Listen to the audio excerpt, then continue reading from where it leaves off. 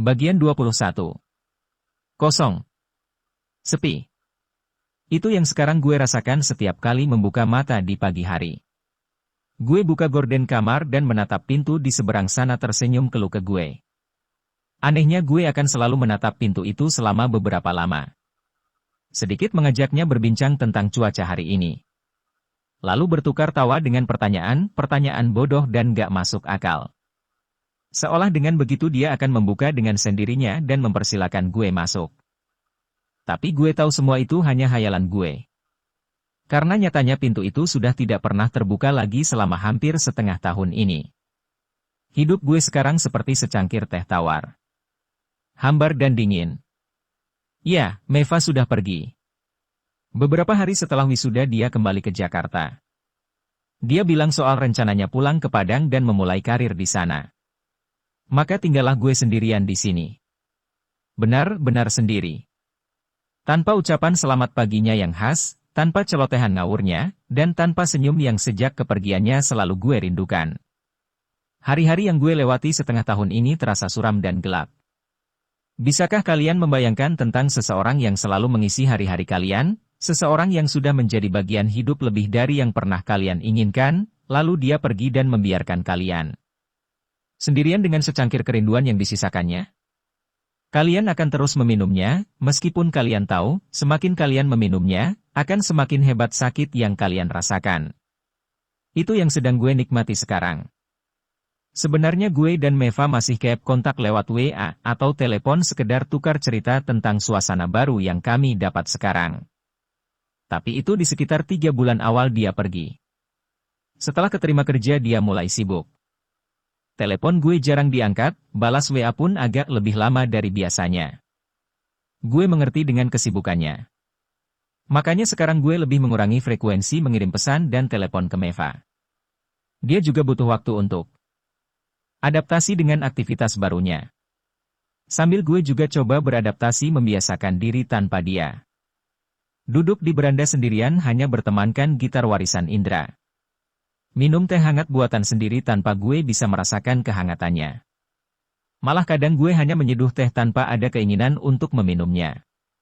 Dan beda banget loh rasanya saat biasanya kuping gue budek karena teriakan Meva, sekarang mata gue yang suka puyeng baca pesan di handphone.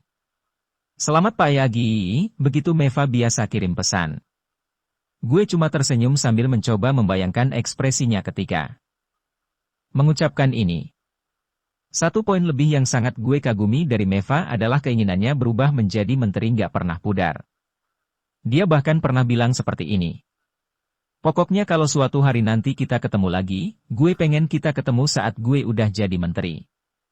Kita nggak boleh ketemu sebelum hal itu terjadi, kata Meva waktu gue nganter dia ke terminal di hari kepulangannya. Doain gue ya Ari. Pasti dong gue doain. Sambil gue pegang kedua bahunya. Lo pasti bisa sampai di kotak terakhir Elovea. Gue yakin itu. Makasih Ari. Dia tersenyum kemudian memeluk gue. Kadang gue berharap Meva adalah asap putih yang mengepul dari cangkir teh di tangan gue. Dia akan menguap dan segera menghilang bersama angin yang bertiup perlahan membawa serta semua kenangannya. Tapi bagaimana mungkin asap itu akan muncul dan menguap, sementara gue selalu menyeduh teh dengan air dingin? Gue sendiri yang gak membiarkan asap itu muncul. Gue sendiri yang membiarkan tubuh gue terpenjara di antara dua pintu kamar ini. Di beranda ini, gue masih bisa melihatnya. Dua orang yang tengah duduk bermain catur. Yang pertama adalah sosok yang sama yang gue lihat setiap kali bercermin. Yang satu lagi seorang wanita dengan stoking hitam khasnya. Mereka berbincang dan tertawa dalam kebersamaannya. Mereka sangat menikmati momen itu. Sebentar lagi gue akan pergi, ucap si wanita. Laki-laki di sampingnya terdiam. Tapi sebelum itu, ada yang gue pengen Elo miliki sebagai kenang-kenangan dari gue. Dia mengeluarkan sebuah gantungan kunci dengan bandul berbentuk bintang kecil. Bukan barang baru memang, tapi jelas ini adalah sesuatu yang sangat dirawatnya baik-baik. Apa ini? Si lelaki menerima gantungan kuncinya. Bintang keberuntungan. Mungkin kedengerannya lucu, di setiap malam Natal yang gue lalui seorang diri, gue selalu curhat sama bintang ini. Dia teman di tiap kesepian gue. Dan sekarang gue pengen lo jaga ini baik. Baik. Biar nanti kalau suatu saat lo kesepian, lo bisa curhat sama dia. Anggap aja bintang itu adalah gue. Emang kalau gue lihat bintangnya, lo bakal tiba-tiba dimuncul depan gue? Ya enggak lah. Punya ilmu dari mana gue? Bodoh banget sih. Maksud gue. Iya gue ngerti. Gak usah pakai nyolot juga lah ngomongnya. Gue nggak nyolot ya. Emang udah biasanya gue ngomong kayak gini. Lo kayak yang baru kenal gue aja. Dan keduanya tertawa bersama. Gue cuma bisa tersenyum melihatnya. Lalu perlahan sosok mereka berdua menipis. Semakin tipis dan transparan, sampai akhirnya benar-benar lenyap, dan menyadarkan gue itu semua hanya rekaman yang diputar ulang di kepala gue. Gue masih di sini, di beranda ini. Duduk sendirian menatap langit malam yang tanpa bintang. Ada sesuatu di telapak tangan gue. Perlahan gue buka genggaman tangan. Sebuah gantungan kunci, dengan bandul berbentuk bintang kecil berukir huruf M, yang sudah agak pudar dan aus. Bintang keberuntungan. Dan dia pun tersenyum lemah menjawab. Gue. Akhirnya satu persatu semua pergi, suara Indra menggema di ruang kosong tempat kami berdiri.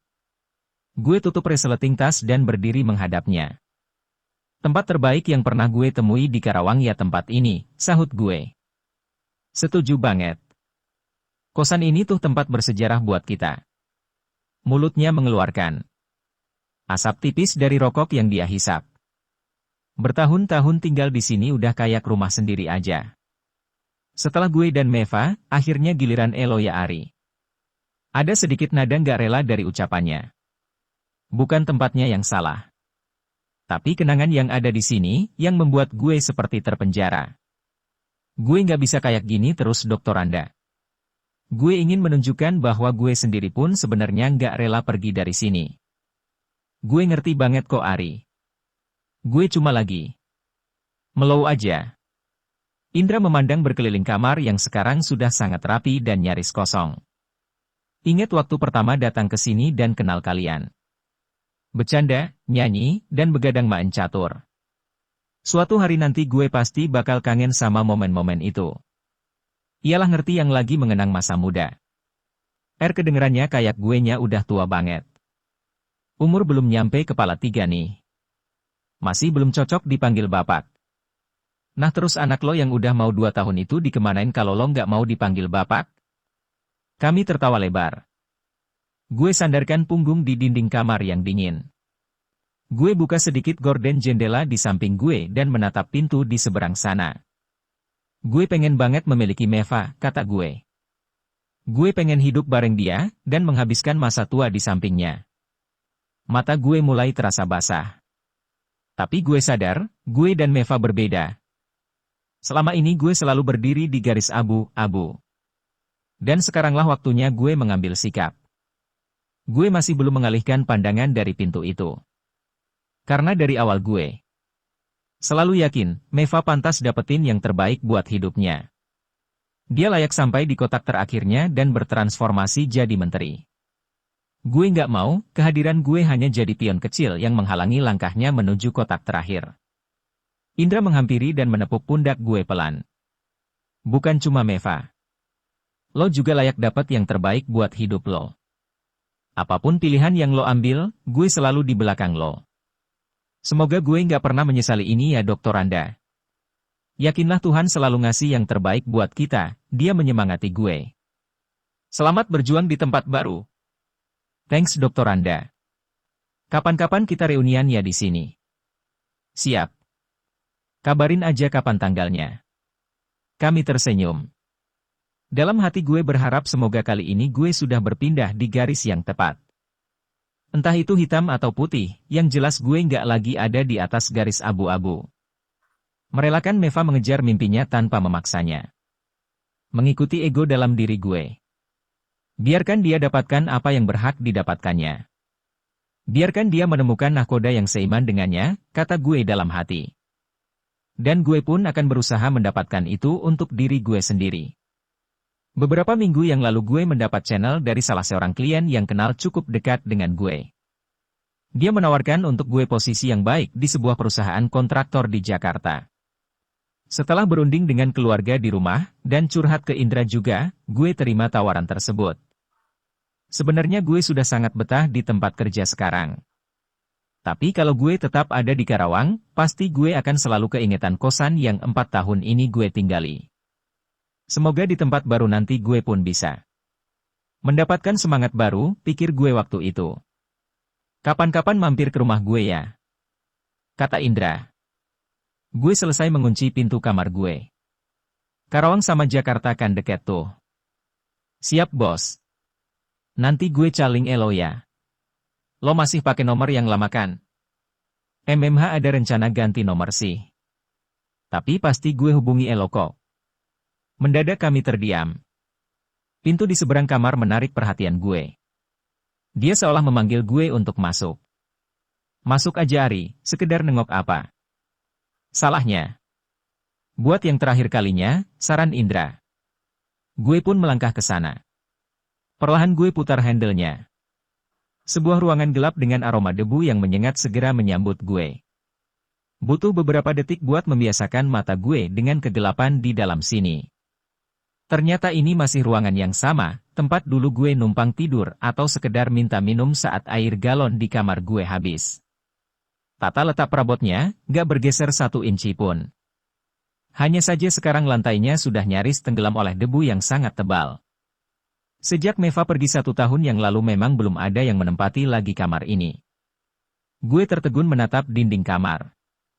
Seperti sebuah dejavu memasuki lagi ruangan ini. Dada gue mendadak sesak.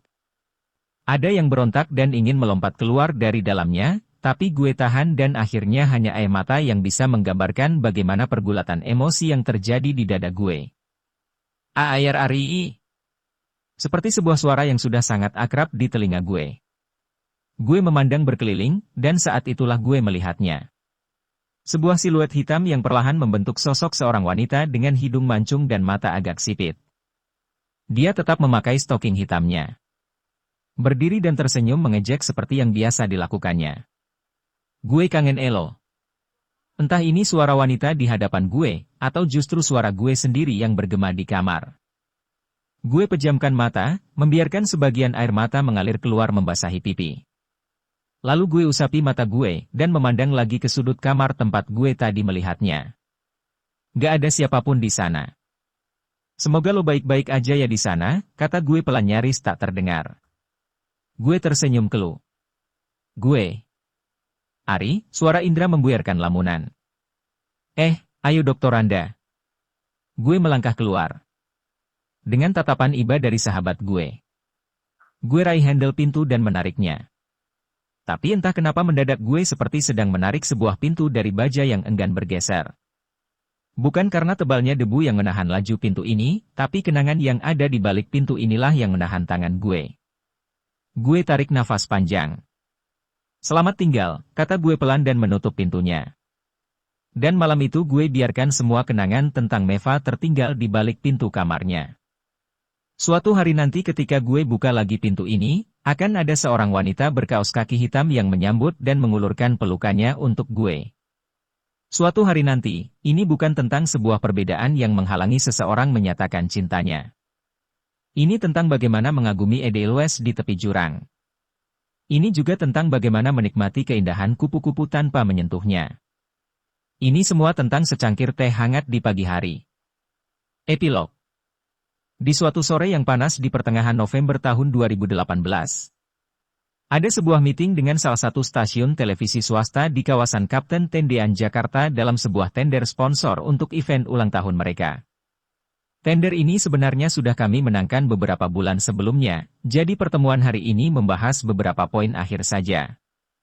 Gue datang bersama 2 rekan kerja yang dikirim untuk pertemuan hari ini.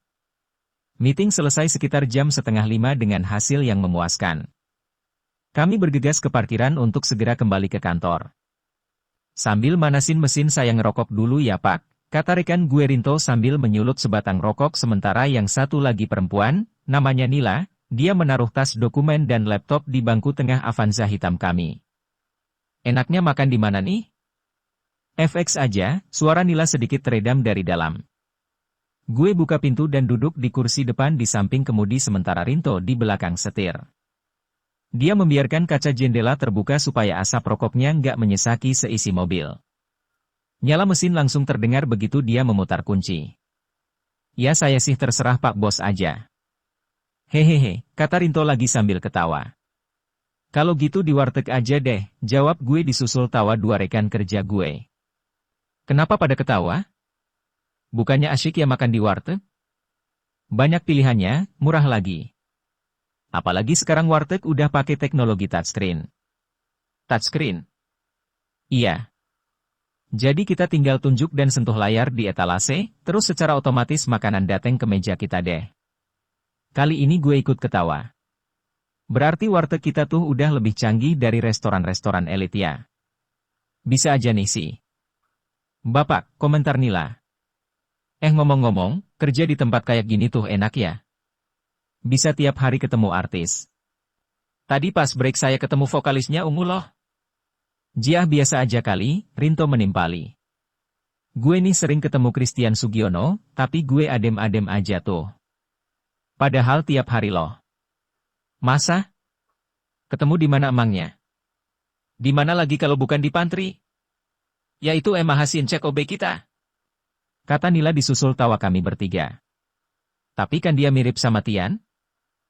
Bukan Encek yang mirip Tian, tapi Tiannya yang mirip Encek. Nila tertawa paling keras. Dia yang sadar suaranya bikin Budek langsung menutup mulutnya. Hehehe. Maaf. Rinto sih pakai bahasa Encek segala. Jauh kemana-mana kali dia sama Tian. Gue tertawa geli. Gini nih serunya kerjasama dengan orang-orang yang jauh lebih muda. Lebih fresh dan menyenangkan. Mereka berdua juga kompak. Maka dari itu kalau ada meeting di luar seperti ini gue lebih percaya mereka daripada beberapa rekan lain yang lebih senior untuk mendampingi gue. Sore ini cukup melelahkan. Tadinya gue pikir udah bisa balik jam 3, tapi ternyata ngaret sampai sesore ini. Jam-jam segini kan jalanan Jakarta lagi sibuk-sibuknya.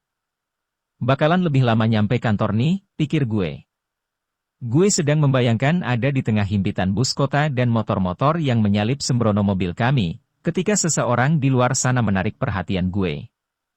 Agak jauh dari mobil kami, seorang wanita berpakaian serba hitam khas stasiun televisi ini sedang berjalan menuju sebuah Innova Silver di sudut parkiran. Sosok yang sangat tidak asing buat gue. Dengan hidung mancung dan matanya yang agak sipit. Sontak dada gue bergejolak hebat. Sensasi emosi yang sudah nggak pernah gue rasakan selama beberapa tahun ini mendadak membuat tengkuk gue merinding. Tunggu, gue memberi gesture pada Rinto yang baru saja memasukkan perseneling. Kenapa Pak? Dua rekan kerja gue menatap heran. Ada teman lama yang mau saya temui di luar. Kalian tunggu di sini dulu ya. Nggak lama kok, dan buru-buru membuka pintu tanpa memberi kesempatan mereka bertanya lagi. Dengan dada bergetar hebat dan langkah yang sedikit goyah gue berjalan cepat menghampirinya. Gak sadar telapak tangan gue mendadak basah. Wanita itu sudah di belakang mobilnya dan sedang menaruh beberapa barang di bagasi ketika gue sampai di tempatnya. Gue berdehem sekedar menghilangkan grogi. Tapi nggak berhasil. Jantung gue malah berdegup lebih cepat. Dia menoleh. Mendadak saja kami sama-sama membeku.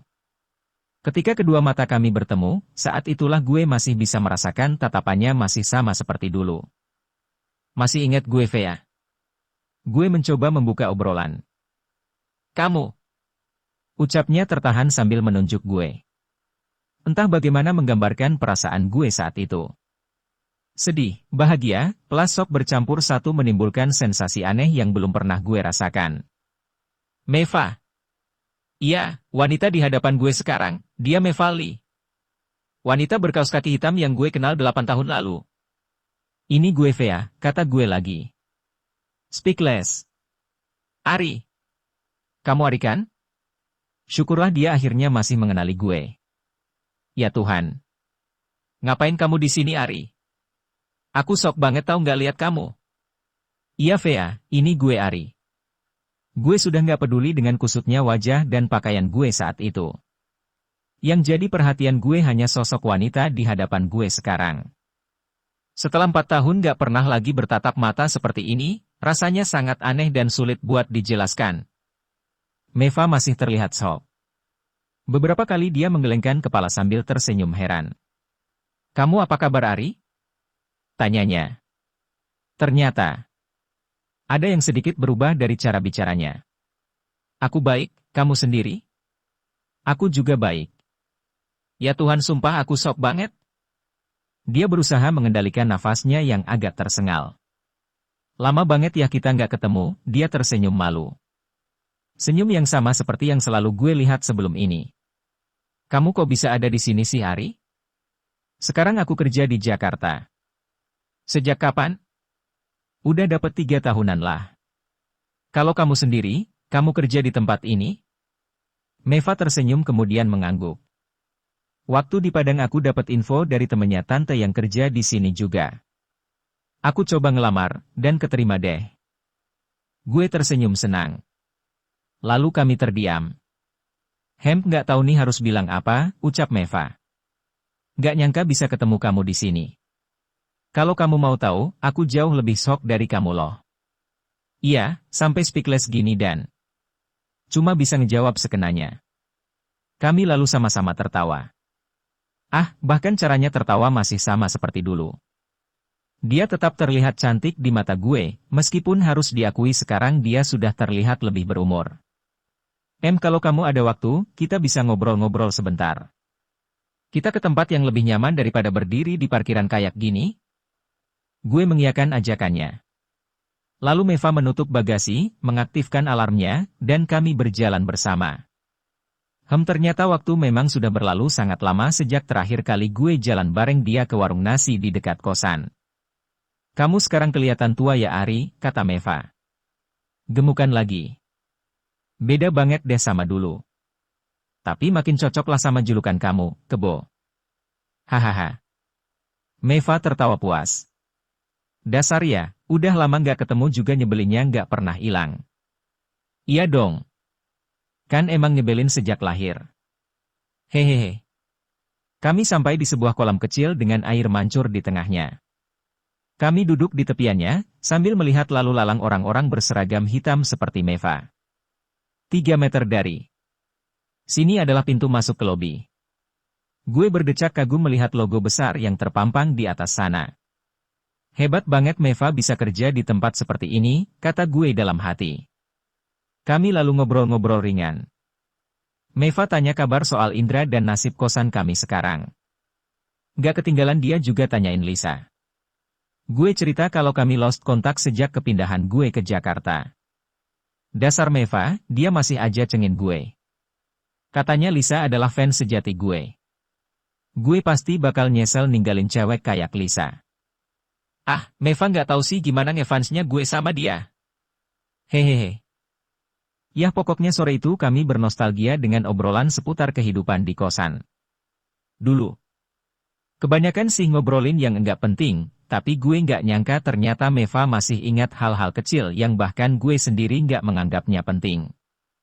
Dia ingat berapa kali pernah nampar gue, kalau yang ini gue juga ingat ya. Bahkan dia juga ingat pakaian yang gue pakai waktu gue dan dia jalan-jalan ke Karangpawitan. What a woman! 4 tahun gak bertemu.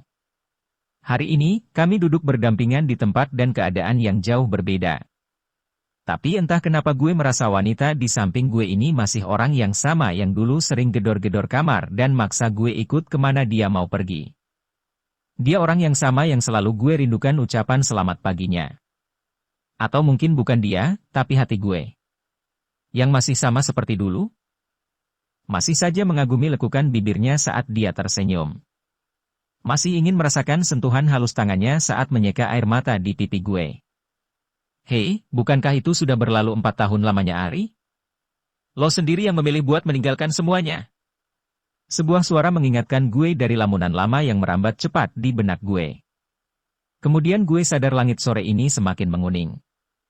Selamat ya Vea, kata gue melirik ID card di dada kirinya. Kamu sekarang udah jadi menteri. Dia tersenyum malu. Filosofi catur, sahutnya. Aku masih ingat banget filosofi yang jadi pegangan hidup aku selama ini. Aku jadiin penguat setiap kali ngerasa rapuh. Hebat banget, filosofi itu sekarang udah nganter aku sampai di titik yang lebih baik. Jauh lebih baik dari dulu, kalau aku boleh bilang. Berarti perjuangan kamu nggak sia-sia. Bener Ari. Bukan soal materi yang aku dapat sekarang, tapi ini lebih pada kepuasan hati. Aku bisa diterima dengan baik oleh orang-orang di sekitar aku. Aku punya lebih banyak teman. Menyenangkan banget bisa berbagi sama mereka.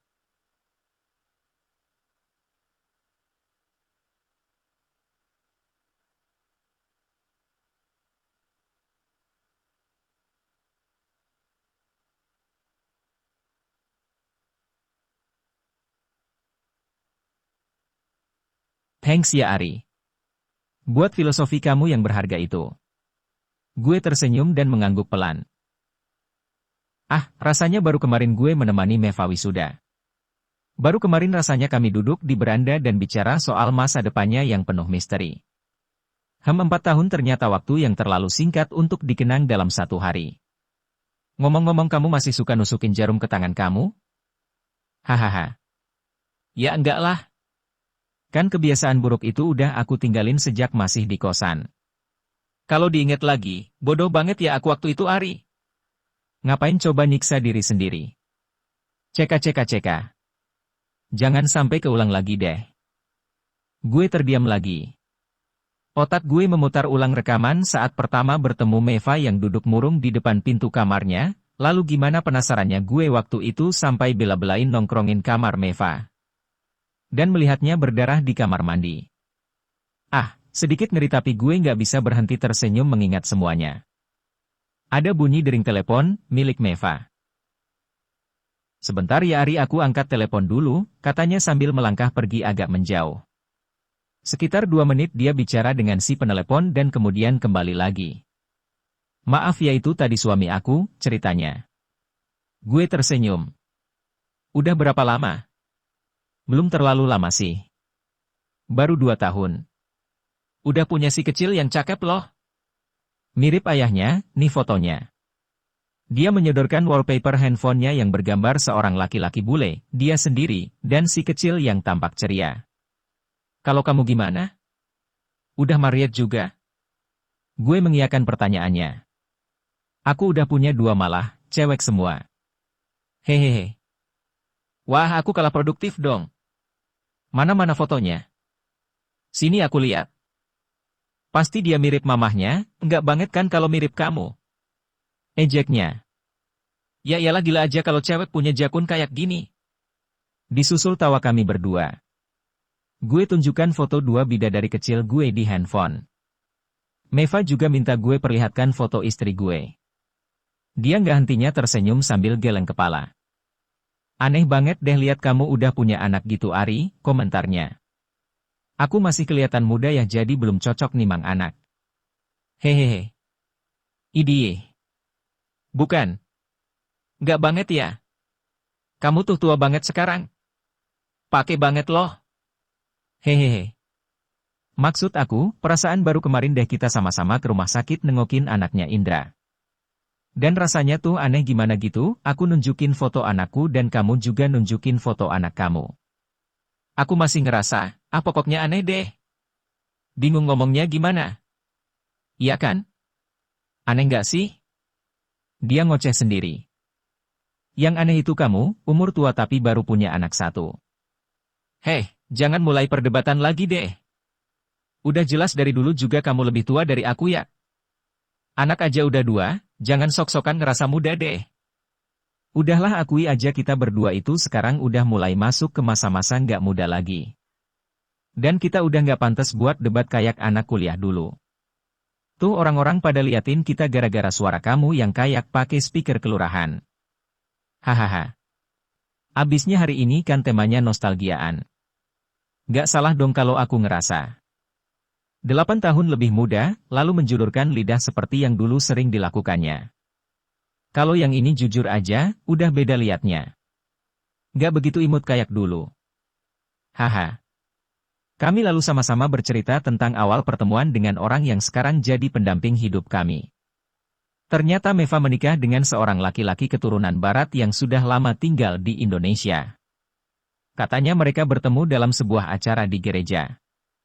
Mereka sama-sama aktif dalam kegiatan rohani di sana. Lalu memutuskan menikah di awal tahun 2016. Sementara gue menceritakan wanita yang sekarang menemani hari-hari gue. Tentang rumah kecil kami di pinggiran Jakarta. Juga tentang dua buah hati kami yang cantik dan manis. Ternyata benar yang dibilang Meva, hari ini terasa sangat aneh. Entah apa yang harus gue tulis untuk menggambarkan sensasi aneh ini. Kamu masih ingat ini, Ari? Meva mengeluarkan kalung dari balik kerah kemejanya. Sebuah kalung salib dengan tempelan selotip di salah satu sisinya. Kamu masih pakai kalung itu? Selalu, jawabnya. Mendadak wajahnya berubah sedikit sayu. Ini adalah saksi sejarah hidup aku. Aku selalu pakai kalung ini kemanapun aku pergi. Aku masih ingat dulu aku pakai selotip kamu buat nyambung kalung ini, dan itu masih ada sampai sekarang. Senyumnya menembus memori bertahun-tahun ke belakang. Aku juga masih nyimpen bintang keberuntungan dari kamu. Meva menatap gantungan kunci berbandul bintang di tangan gue. Lalu terdiam. Aku sama sekali nggak pernah lupa cerita tentang kita, Ari, suaranya sedikit bergetar. Ulang tahun kamu yang dimajukan 1 bulan lebih awal, malam Natal di kamar aku, malam Valentine yang hujan, lagu-lagu yang biasa kita nyanyiin bareng, warung tempat biasa kita makan, jalanan kota Karawang, beranda yang jadi. Tempat kita duduk bareng, semuanya. Aku nggak pernah lupa. Mendadak saja air mata gue jatuh tanpa bisa gue tahan saat mendengar ini. Kok kamu nangis, Ari? Gak sadar dia menanyakan ini dengan dua mata yang sudah meleleh terlebih dahulu. Gue gak berusaha mengusap air mata gue.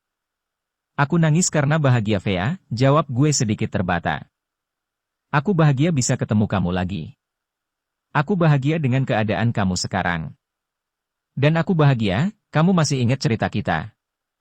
Meva tersenyum. Aku gak akan pernah lupa. Sama sekali gak akan. Karena setiap kali kita pengen ngelupain sesuatu, justru saat itu kita mengingatnya, bukan? Gue raih pundak Meva kemudian memeluknya. Saat itulah air mata gue semakin gak tertahan.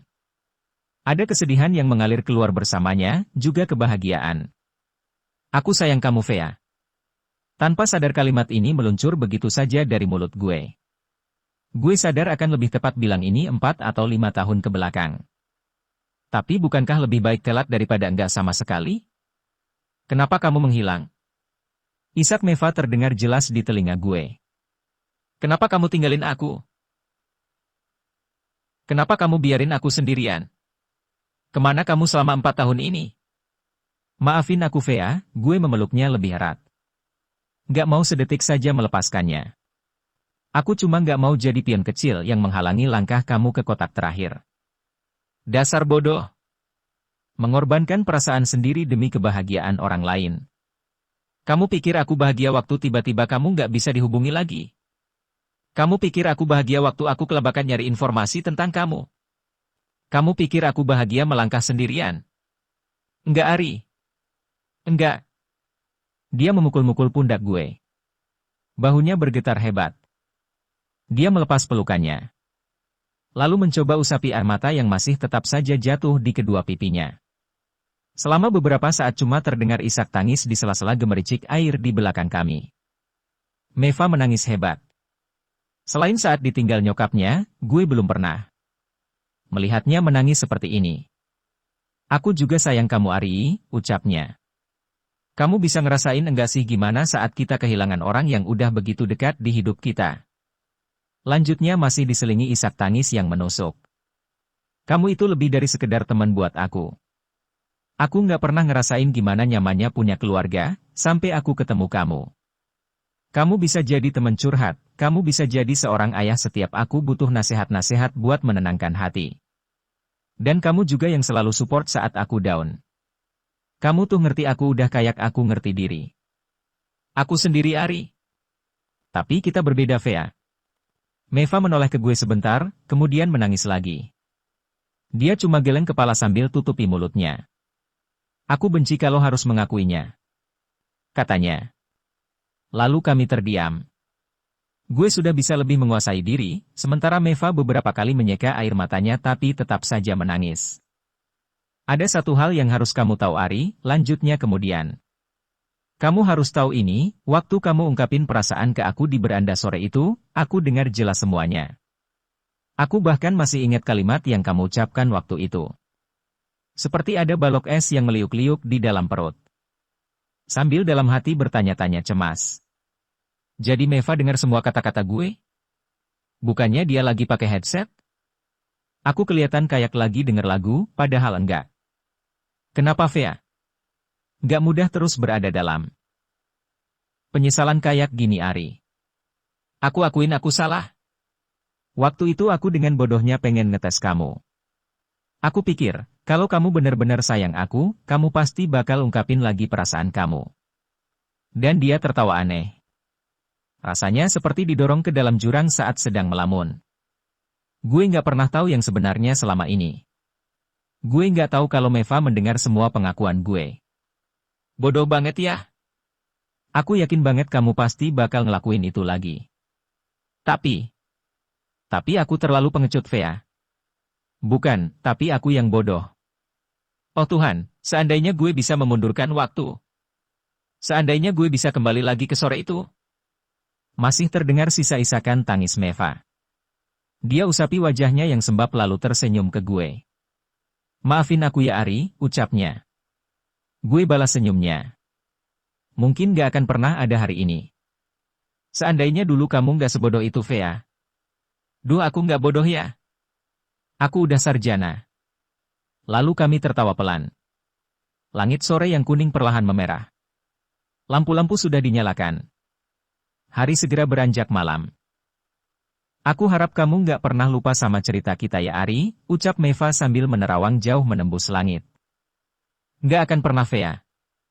Kami saling pandang. Ari, semua yang pernah kamu lakukan, semua yang pernah kamu berikan, dan semua yang pernah kamu korbankan buat aku, itu jauh lebih berharga dari sekedar ungkapan cinta, lanjutnya lagi. Dan aku akhirnya sadar, bahwa cinta nggak melulu harus diungkapkan lewat kata-kata. Karena ada yang jauh lebih memahami itu. Meva mengulurkan tangannya dan menyentuh dada gue seraya berkata. Di sini. Hangat. Gue raih tangannya dan sekali lagi gue memeluk Meva. Kami sama-sama terdiam dalam tangis kami.